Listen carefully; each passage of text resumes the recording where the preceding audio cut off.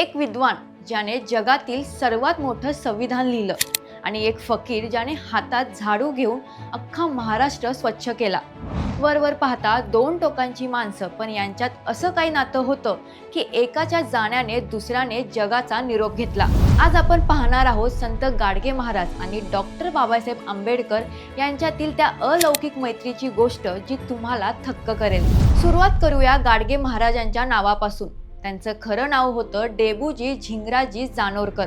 पण संसाराचा त्याग केल्यावर त्यांच्याकडे संपत्तीच्या नावावर फक्त एक फाटकी गोधडी, एक लाकडी काठी आणि पाणी पिण्यासाठी मातीचं एक छोटं मडकं उरलं होतं. ग्रामीण भागात मडक्याच्या तुकड्याला गाडगा असं म्हणत. ते मडकं त्यांनी कधी सोडलं नाही, म्हणून लोकांनी त्यांना नाव दिलं गाडगे बाबा. पण हे गाडगे फक्त मडकं नव्हतं, तर त्यांच्या विरक्तीचं आणि माणूसपणाचं प्रतीक होतं. एकदा मुंबईच्या भायखळ्यात गाडगे बाबांचं कीर्तन सुरू होतं. कीर्तन रंगात आलं असताना बाबांनी गर्दीच्या एका टोकाकडे बोट दाखवलं आणि म्हणाले, बोलविते धनी तर तिथे बसलेत. लोकांनी वळून पाहिलं तर देशाचे कायदा मंत्री डॉक्टर बाबासाहेब आंबेडकर सामान्य जनतेत खाली जमिनीवर बसून कीर्तन ऐकत होते. बाबासाहेब म्हणायचे, ज्या समाजात गाडगे बाबा आहेत तिथे घाण असू शकत नाही. हे दोन महापुरुष एकाच ध्येयासाठी लढत होते. बाबासाहेब कायद्याच्या मार्गाने तर गाडगे बाबा प्रबोधनाच्या मार्गाने.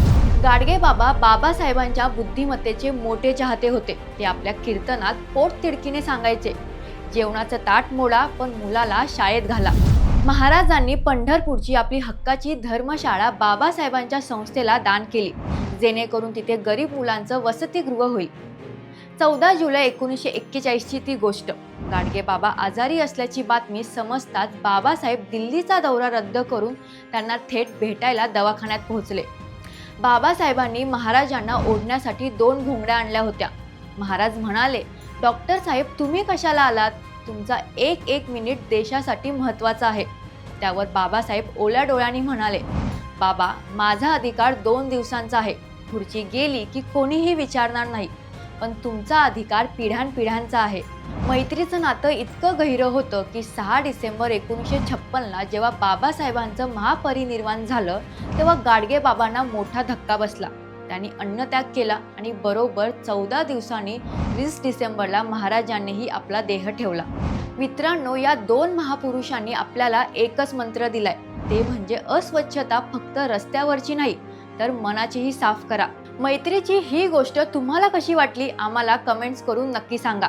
आणि या 2 महापुरुषांना अभिवादन करण्यासाठी व्हिडिओ शेअर करायला विसरू नका.